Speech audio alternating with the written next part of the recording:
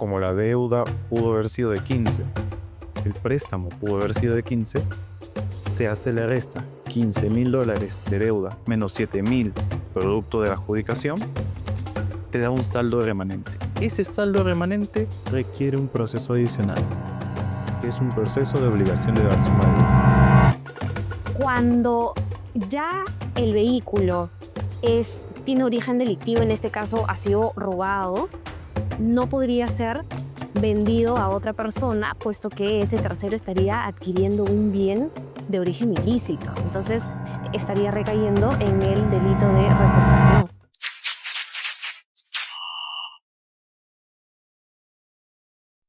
Bienvenidos a este primer conversatorio organizado por el Estudio Jurídico Menéndez y Asociados.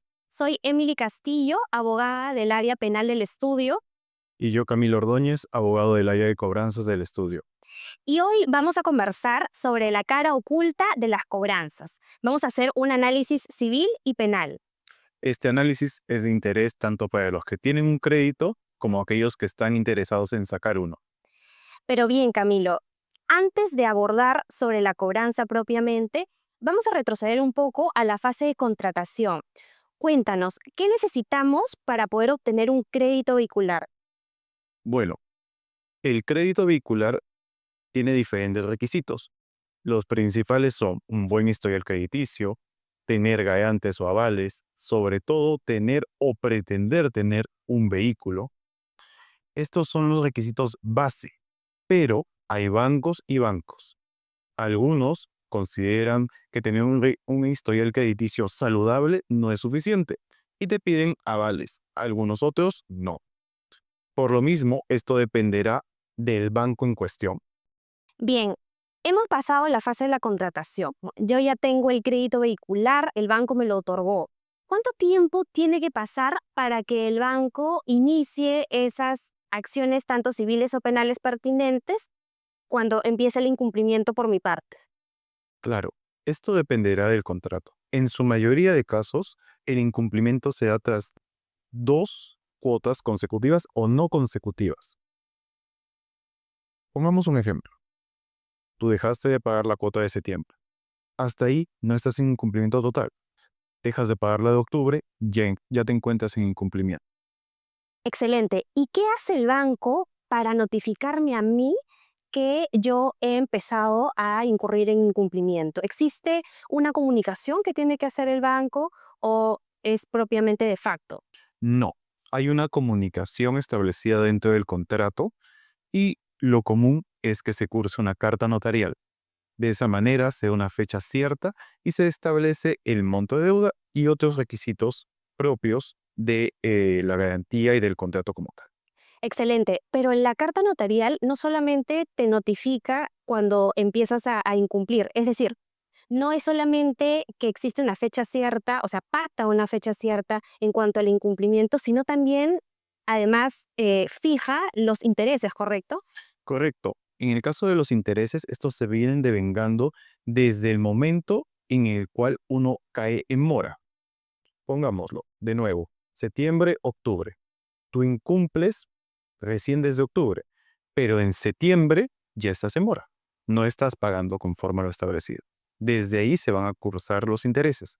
Muchas veces en la carta notarial se establece que es un monto mayor al que supuestamente tendrías por las cuotas, pero esto se debe a los intereses, tanto moratorios como compensatorios, entre otros. Ok, o sea, el cálculo de los intereses no es desde que me cursan carta notarial, sino es desde antes, desde que se genera el incumplimiento propiamente. Exacto. Además de fijar ese cálculo de intereses, ¿qué otra cosa se coloca en la carta notarial?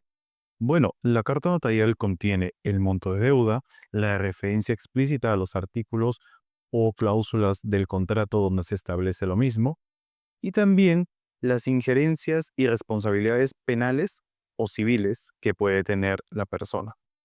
Es muy interesante eso porque nosotros en la práctica común vemos que normalmente las cartas notariales colocan un bajo percibimiento de ser denunciado por el delito de apropiación ilícita, ¿no? En caso de no devolución del vehículo en un plazo determinado por el banco.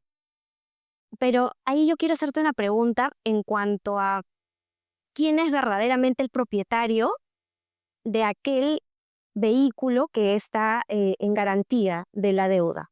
Claro, si nos remitimos a lo que establece el Código Civil, a lo que establece también la partida registral del vehículo propiamente, el propietario es el deudor, Right. que a su vez se constituye como depositario por la calidad del contrato y porque así lo establece o lo establecía la Ley de Garantía Mobiliaria derogada y vigente el Decreto Legislativo 1400. Es justo por esa calidad de depositario en el que se puede hablar de un sistema de apropiación ilícita. Pero yo creo que al respecto de eso usted nos podría dar mayores luces. Sí, claro. Bueno, vamos a precisar que el delito de apropiación ilícita está tipificado en el artículo 190 del Código Penal. Y la apropiación ilícita común es aquella acción que eh, se pretende apropiar de un bien mueble, ¿no? Por ejemplo, un vehículo en este caso, pero solamente lo puede cometer aquella persona que es, como tú bien has dicho, depositario, puede ser comisionista, puede ser administrador o puedes tener cualquier otro título, pero que se genere la obligación de devolver, de retribuir, de hacer un uso específico de ese bien mueble. Es decir, este delito de apropiación ilícita no lo puede cometer cualquier persona, no es un delito común, es un delito especial. Tienes que tener una cualidad especial.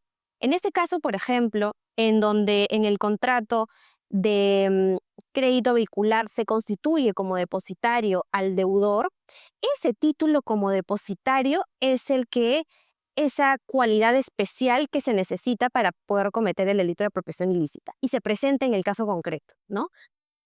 Y lo más interesante es que en este tipo de contratos, además de constituir como depositario al deudor, se le atribuye una serie de deberes especiales al depositario.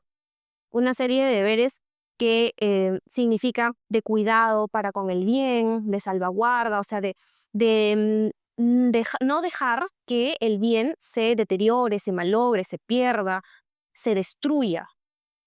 Entonces, es en virtud de esos deberes especiales que tiene el depositario y que obviamente no devuelve el bien que le es requerido por parte del depositante, que se incurre en el delito de apropiación ilícita.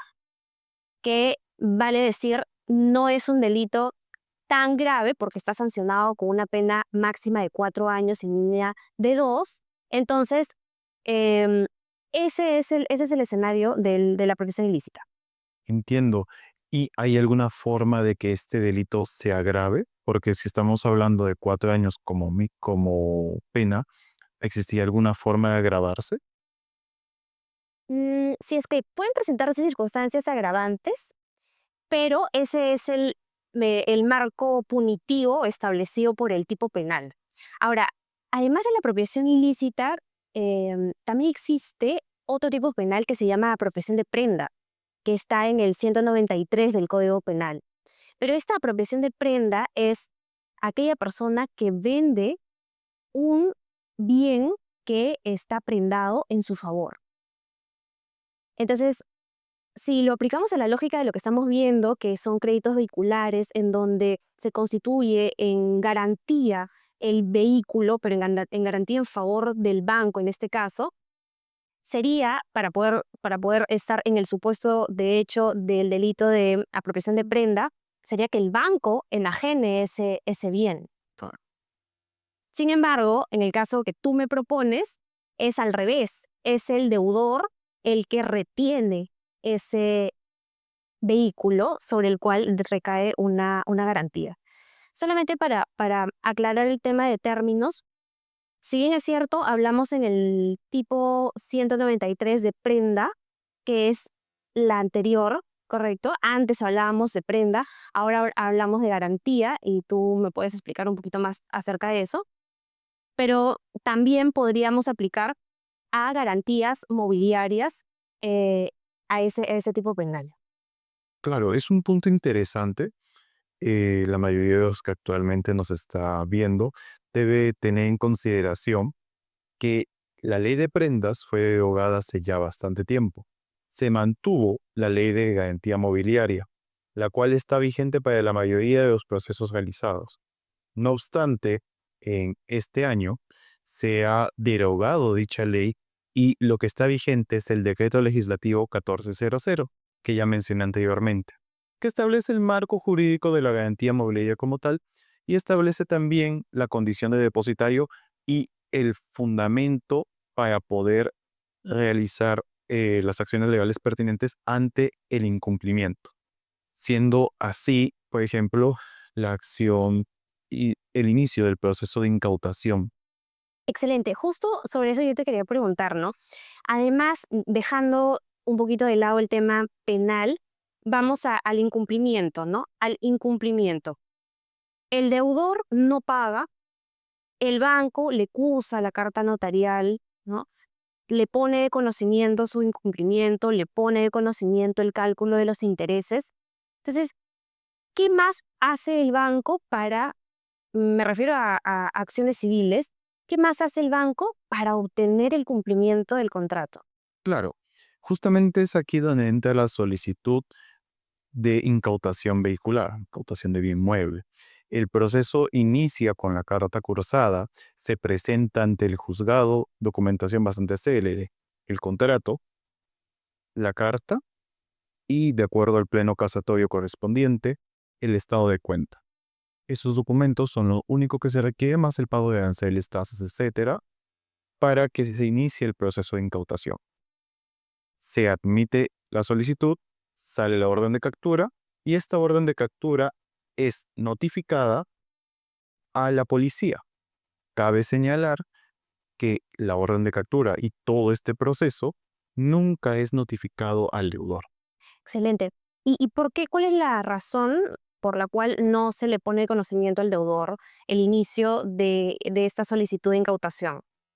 Bueno, la razón de este sistema se basa básicamente en que el proceso tiene que ser, uno, lo más posible y dos, buscar que el bien no sea ocultado, sea lo más rápido de capturar, sea lo más célere para el banco, para el acreedor en general, de poder encontrar.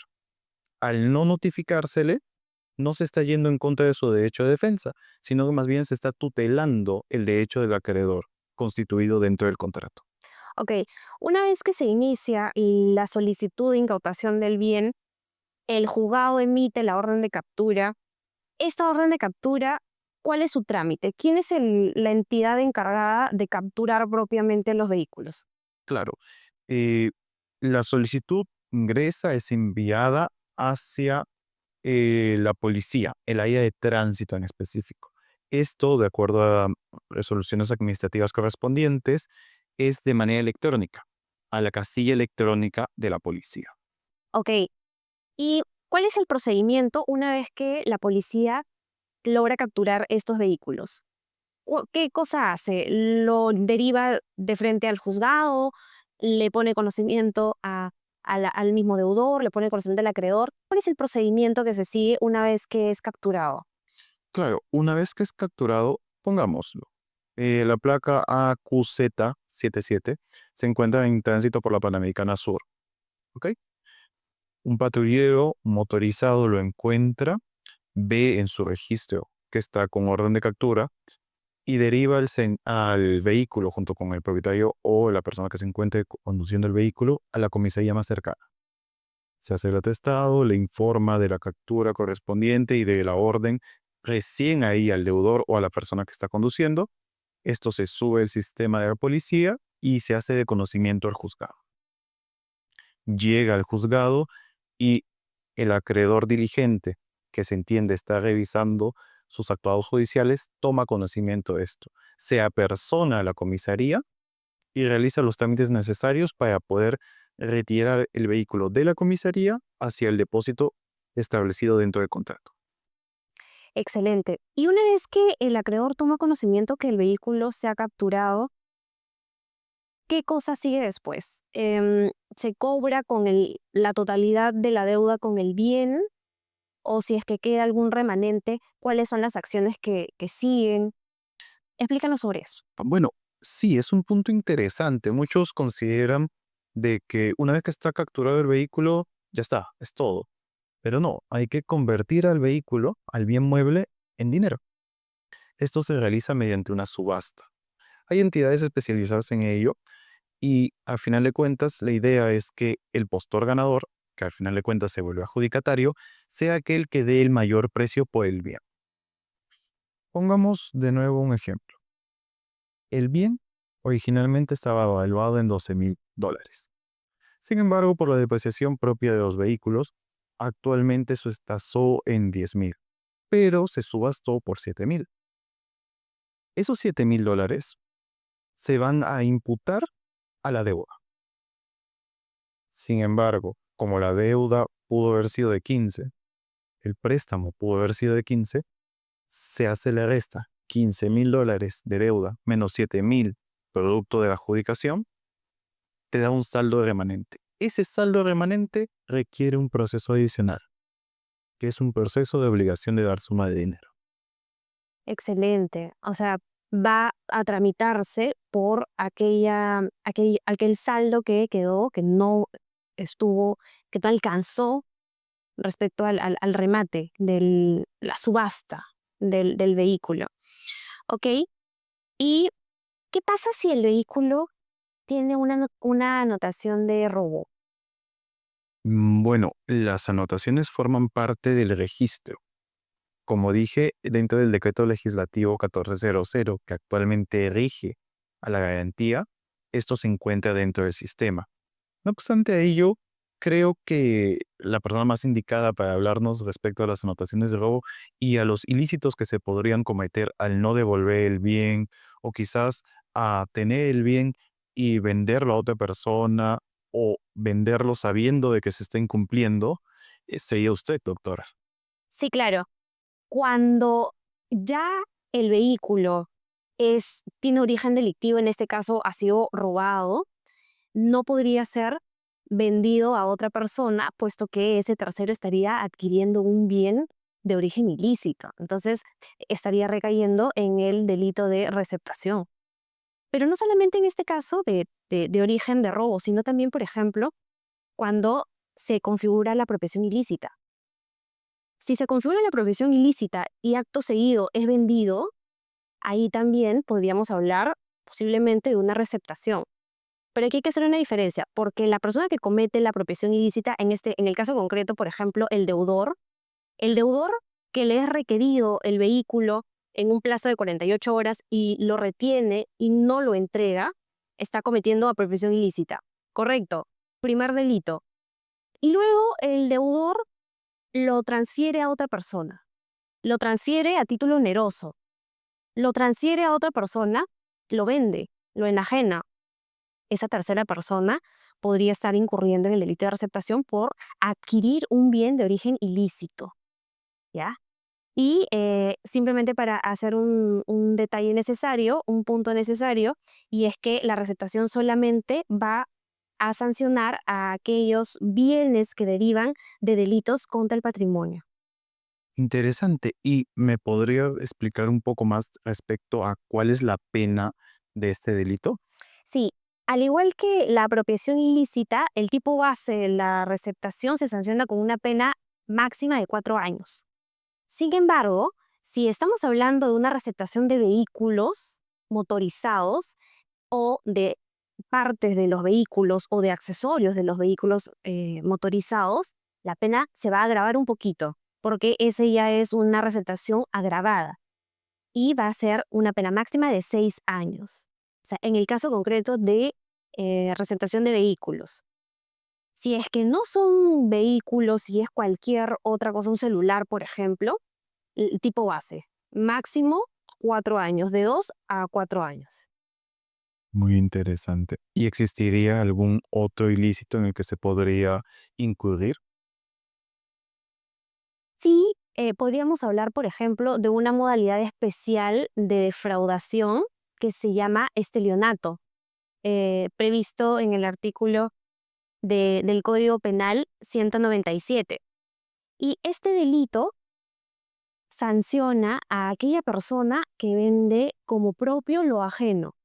Por ejemplo, en el caso concreto que estamos hablando de créditos vehiculares, garantías que recaen sobre vehículos, ¿no? ¿Qué pasa si la persona, em, además de no pagar, de incumplir con su crédito vehicular, por tanto deja de ser propietario, ¿no? Según lo civil, y le dice a otra persona: oye, este vehículo es un vehículo libre de cargas, por si acaso.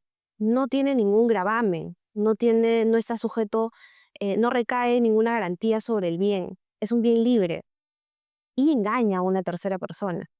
Entonces, este escenario se subsume en el supuesto hecho del estelionato, porque no solamente es vender como propio lo ajeno, sino también vender como libre, como un bien libre, libre de cargas, libre de gravámenes, como un bien libre, aquel bien sobre el cual recaen esos gravámenes. Entonces, ¿por qué es una modalidad especial de la defraudación? Porque estás engañando a la tercera persona. En este caso, la parte agraviada es aquella persona a quien le estás induciendo a error, porque le estás diciendo que el bien que le estás vendiendo es un bien libre y no lo es. Ese es otro escenario que podría calzar como delito, como delictuoso. Pero vamos siguiendo con las acciones civiles que pueden ejercitar el acreedor del crédito vehicular. Una vez que se interpone la demanda de obligación de dar suma de dinero y finalmente el juzgado dice, en efecto, existe un saldo remanente que no ha sido pagado, ¿qué pasa ahí? ¿Cómo se ejecuta esa sentencia Cla- al juzgado? claro, cuando estamos en esa situación, van a haber dos escenarios, ¿ok? El acreedor diligente y el acreedor no diligente. Comúnmente, el acreedor diligente suele ser el banco, suele ser aquella persona jurídica que tiene conocimiento sobre la cobranza judicial y aquellos que, bueno, recurran a estudios especializados como Estudio Jurídico Menéndez para llevar la cobranza. El acreedor diligente lo que hace es registra en registros propiamente de bienes inmuebles, de bienes muebles, registros bancarios, aquellos bienes que pueda tener la persona. Pongamos un ejemplo. Este deudor que quedó con los $8,000 tenía en su haber también bienes inmuebles, tenía un departamento. Se hace, una vez que tengamos la sentencia que determina el monto de deuda, una medida cautelar dentro del proceso para embargar dicho bien y de esta manera poder ejecutar la sentencia, que no quede en letra muerta. También puede darse el caso en el que el deudor no tenga ningún bien, pero al formar parte del sistema bancario se puede establecer una medida de embargo sobre cuentas y así de poco a poco, por así decirlo, de gota a gota, se va a establecer el cumplimiento de la sentencia por el monto establecido en la misma. Excelente, Camilo. Entonces, ya hemos abordado cuáles son las acciones civiles que el acreedor puede ejercitar ante un incumplimiento de crédito vehicular y también hemos abordado las aristas de los posibles delitos que se pueden configurar en este caso también. Entonces, nos queda por decir tal vez algunos consejos, ¿no? ¿Qué le diríamos desde tu lado, desde lo civil? ¿Qué podrías tú aconsejar a aquellas personas que se encuentran en este momento en proceso de adquirir un crédito vehicular o que ya lo tienen o que están en la fase del incumplimiento que hemos estado abordando? Desde lo civil, ¿tú qué les recomendarías? Bueno, yo podría recomendarles lo siguiente.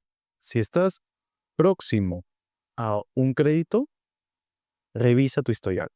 Revisa que tengas todos los avales y garantías correspondientes. Busca en la medida de lo posible el banco que te dé la mejor tasa. No te quedes solo con uno. En el sistema peruano no existe solamente uno, así que no tienes por qué quedarte con. Si estás con una persona, si estás como una persona que tiene ya el proceso de incumplimiento sobre la marcha, lo que te recomiendo es contactar con tu banco, contactar con tu acreedor e informarle las condiciones de tu incumplimiento. Muchas veces los bancos prefieren iniciar un proceso de refinanciamiento de la deuda antes que iniciar acciones judiciales, acciones legales. Y finalmente, si ya estás en la última etapa, ya han subastado tu vehículo, recuerda, existe saldo remanente y por ese saldo remanente pueden continuar las acciones legales. Ten en cuenta ahí. Ahora, respecto a las acciones penales, a las recomendaciones penales que se puedan dar, me gustaría quizás, doctora, que nos dé un mayor alcance al respecto. Bueno, tú ya diste las recomendaciones dirigidas a los deudores. Yo me quisiera dirigir a aquellas terceras personas que pueden adquirir ese bien sujeto a gravámenes, sujeto a cargas y también posibles objetos de delito. Entonces, si yo soy una tercera persona que voy a adquirir un bien de una persona en específico, lo primero que les recomiendo hacer es algo bien sencillo y que es abierto al público. Hay un aplicativo que se llama Conoce Aquí de la SUNAR y ahí podemos observar cuáles son aquellas garantías, por ejemplo, sobre las que recaen en los vehículos automóviles. Entonces, ahí podemos ver, por ejemplo, también anotaciones de robo. Entonces, si me van a vender un vehículo y está anotado en ese aplicativo que estoy señalando, entonces yo tengo que tomar las previsiones necesarias. Así también una debida diligencia en cuanto con quién estoy contratando, si es una persona natural o una persona jurídica también la que me está vendiendo el automóvil, de la misma manera. Lo reviso tanto a la persona natural o jurídica, tal vez tienen algún proceso, una investigación inicial, tal vez por el delito de apropiación ilícita u otros, así como también en el aplicativo Conoce Aquí para hacer una debida diligencia respecto al vehículo en específico. Entonces, luego de dar todas esas recomendaciones y consejos a los que nos han visto en este primer conversatorio, yo creo que, si bien es cierto no hemos agotado la materia, es probable que hayamos absuelto muchas preguntas que probablemente la gente tiene. Sin embargo, si es que tienen alguna otra duda que podamos absolver en otro video, estamos encantados de recibirlas y nos dejan los comentarios necesarios. Muchas gracias. Muchas gracias.